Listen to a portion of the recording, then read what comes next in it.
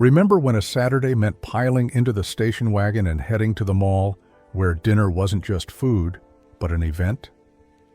There was a time in Canada when restaurants weren't just places to eat. They were landmarks woven into the fabric of our everyday lives, from birthday parties with sparkler-topped sundaes to post-hockey pasta dinners in cozy booths. Today we're revisiting 10 iconic Canadian restaurants we wish were still around. These weren't chain knockoffs or passing fads. They were fixtures where your parents took you after church, where you celebrated team wins, and where the smell of fryer oil and fresh bread meant you'd arrived somewhere special. Whether you remember Mother's pizza mugs, Greenjeans hubcap nachos, or late-night smoked meat at Ben's, you're about to take a trip down memory lane. Which one hits you hardest? Let's dive in. Number 1, Mother's Pizza, Parlour and Spaghetti House, 1970s, 1990s. Picture this. Hamilton, 1970. Gray Sisson and his partners open a pizza joint that doesn't feel like a pizza joint. It feels like your friend's finished basement, if your friend's basement had stained glass lamps, deep vinyl booths, and frosty mugs big enough to dunk your fist in. They call it Mother's Pizza, Parlour and Spaghetti House, and it's an instant hit. The vibe was half Italian bistro, half family rec room. You didn't just eat there, you settled in. Birthday dinners unfolded over shared pitchers.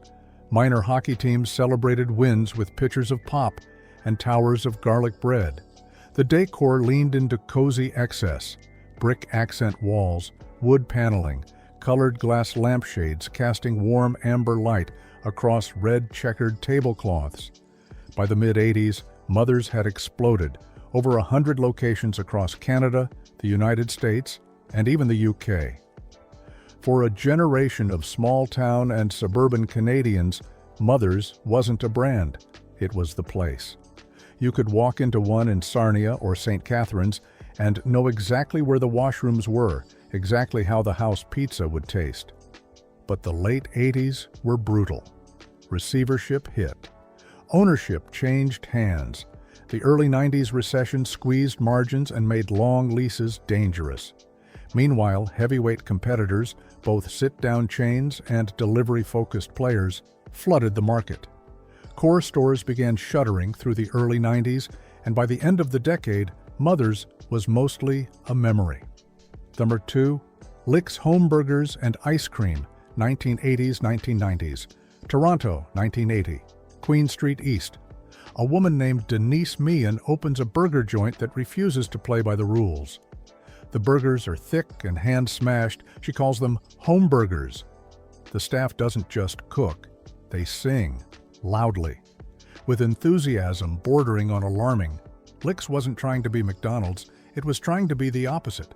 Loud, weird, premium, fun.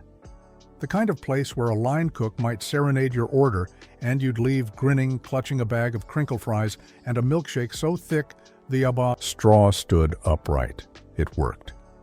Through the 80s and into the 90s, Lick's embodied a shift in Canadian burger culture. People were willing to pay more for fresh, for quirky, for an experience. By the early 2010s, the chain had grown to about 30 locations, most of them anchored in the memories of 80s kids who'd grown up on those singing staff and thick patties. But the 2008 recession changed the math. Consumers tightened budgets. Competition from gourmet burger spots intensified. And then Lick's made changes, switching away from fresh patties, toning down the singing that undercut the very magic that had made it special. Closures accelerated. The brand that had once felt like a secret handshake between you and Toronto slowly faded into nostalgia. 3. Mr. Greenjeans, 1980-2014. If you grew up in Toronto in the 80s or 90s, Mr. Greenjeans wasn't just a restaurant. It was a landmark, a ritual, a promise. Opened in 1980 right inside the Eaton Center, Greenjeans was the ultimate mall-era family spot. Nachos served on hubcaps, sundaes so tall they needed architectural support, a menu designed to make kids scream with joy and parents surrender their wallets with a sigh. Telling and preparing this video took us a lot of time, so if you are enjoying it, subscribe to our channel, it means a lot to us. Now back to the video. For 3 decades, Greenjeans was the reward at the end of a shopping trip. You'd ride the escalator up, spot that facade, and know the day was about to get better. Birthday parties, post-movie meals, a pit stop after skating at Nathan Phillips Square. It was loud, it was bright, it was exactly what a mall restaurant should be. But by the 2010s, the math had shifted. Rising urban rents made big sit-down anchors harder to justify. Mall food courts were pivoting toward fast casual concepts, build-your-own bowls, artisan tacos, stuff you could eat while walking. In 2014, after 34 years, Greenjeans closed. An era ended quietly, with families posting tribute photos online and reminiscing about sparklers in sundaes. Before, Ed's Warehouse, 1966-2000. Ed Mervish was a retail legend, a theater impresario, and, crucially, a man who understood that dinner and a show needed the dinner part to work. In 1966, he opened Ed's Warehouse on King Street, a Theater Row institution that served one thing and served it beautifully: roast beef, heaping plates of it, with mashed potatoes, peas, and Yorkshire pudding. The rooms were packed with antiques, chandeliers, and old-world charm. The menu never changed. That was the point. For decades, Ed's was a pre-theater ritual. You'd book tickets to a Mervish production, then book a table at Ed's. The carving cart would roll by. The cutlery was heavy. The china was thick. Everything felt substantial, dependable, timeless. But tastes modernized. By the 90s, diners wanted lighter fare, more variety, global flavors. The fixed menu that had made Ed's charming started to feel out of step. As King West transformed, becoming hipper, younger, more eclectic, the Mervish family wound down the restaurant side of the empire. The last of the Mervish eateries closed by 2000. The magic of Ed's wasn't just the food, it was the ritual, the certainty, the sense that some things didn't need to change until they did. 35. Mother Tucker's Food Experience, 1976-1990s, February 1976. The Prairies. A new kind of restaurant opens, part roadhouse, part country lodge, all vibes. Mother Tucker's Food Experience leaned into rustic chic, barnwood walls, checkered napkins, and a menu built around prime rib and oversized platters. Then the 80s hit, and everything changed. Suddenly, Canadians wanted salad bars, carvery stations, buffets where you could try a little of everything and go back for seconds. Mother Tucker's pivoted, rebranding some locations as Tucker's Marketplace, and the concept exploded. By 1984, there were about 21 locations. It nailed the moment. Families could eat affordably, hockey teams could fuel up. You could load a plate with roast beef, hit the salad bar, grab a dinner roll, and feel like you'd gotten your money's worth. But buffets are fragile. They're sensitive to economic swings, rising food costs, and shifting tastes. As dining fragmented in the 90s and early 2000s, everyone wanted something different, something niche. The broad appeal of the buffet started to wane. Leases got expensive, margins tightened, locations began closing. One renowned Calgary site shuttered in 2010, and the original footprint continued to shrink. 6. Frank Vetere's Pizzeria, 1970s-1980s. Toronto, 1972. The pizza wars are heating up, and Frank Vetere decides to go bold. Not thin crust, not New York slices, deep dish. Thick, cheesy, almost theatrical pies served in dining rooms that felt like carnivals. Bright colors, loud energy, and booths built for families.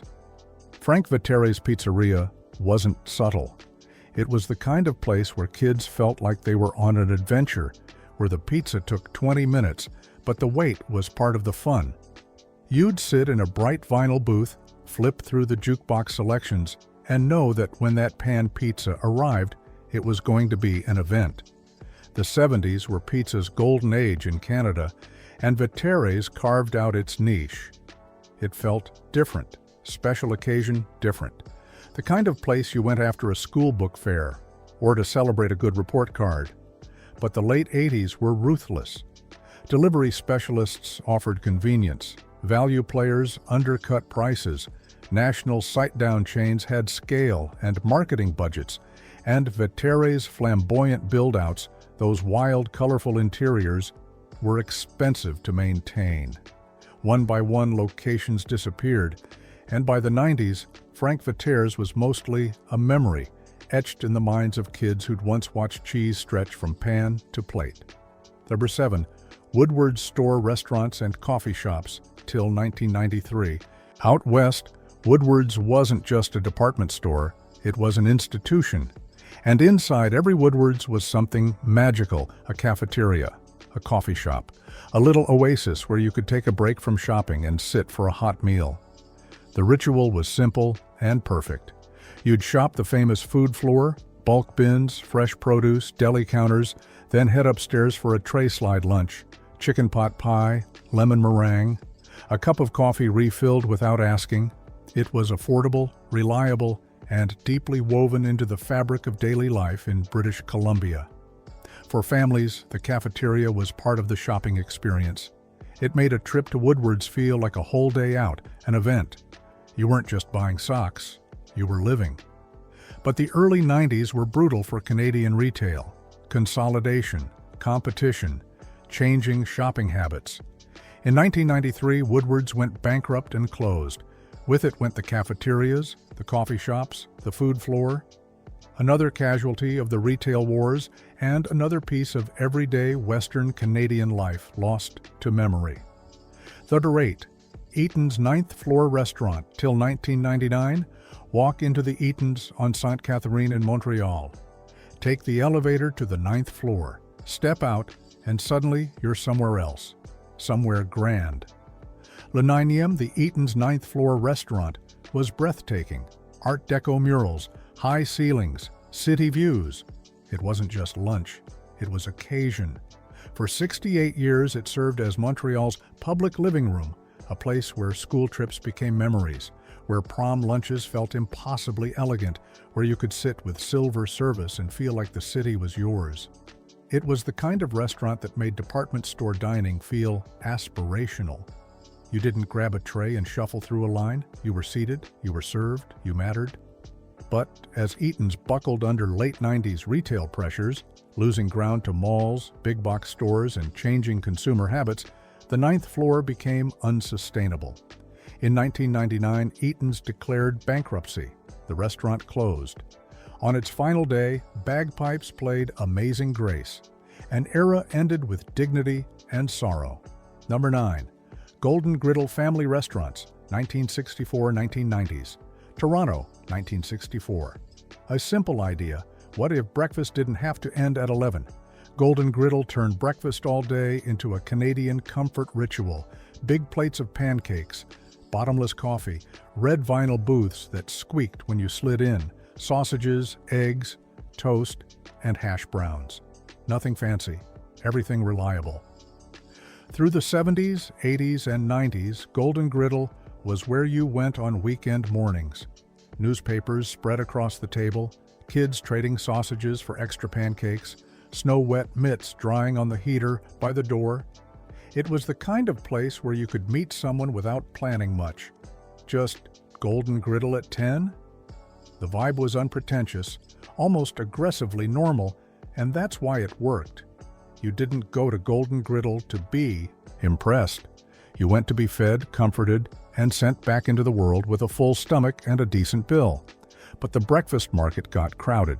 Diners multiplied. Trendier brunch spots moved in with avocado toast and craft coffee. Rents rose. By the 2010s, most Golden Griddle locations were gone or had become independent holdouts, signaling the end of the old pancake parlor era. Number 10. Ben's Deluxe Delicatessen, Montreal, 1908-2006. Montreal, deep into the night. The streets are cold, the city's alive, and there's one place still glowing, Ben's Deluxe Delicatessen. For nearly a century, Ben's was a Montreal institution, celebrity booths, neon glow, towering sandwiches of Montreal-style smoked meat, sliced thick and piled high. From the 60s through the 90s, Ben's was the post-concert stop, the post-hockey meal, the late-night refuge where you could sit at the counter, order a smoked meat on rye, and feel like you were part of something. The mythology was thick. Ben's claimed to have invented smoked meat, a boast later debunked by food historians, but the aura remained. Walking into Ben's felt like stepping into a time capsule, one where the booths were worn, the service was fast, and the sandwiches were legendary. But by the 2000s, cracks showed. Quality declined, perception shifted, labor disputes soured the atmosphere. The balance between tourist crowds and loyal locals tipped the wrong way. In 2006, Ben's closed. 2 years later, the streamlined modern building was demolished, though artifacts were preserved in museums, a small consolation for a city that had lost a piece of its soul. Which one of these hits you hardest? Mother's Mugs? Greenjeans sundaes? Ben's at 1 in the morning? Drop your memories in the comments, share this with someone who remembers, and subscribe if you want more Forgotten Canada and the stories behind what we lost, eh?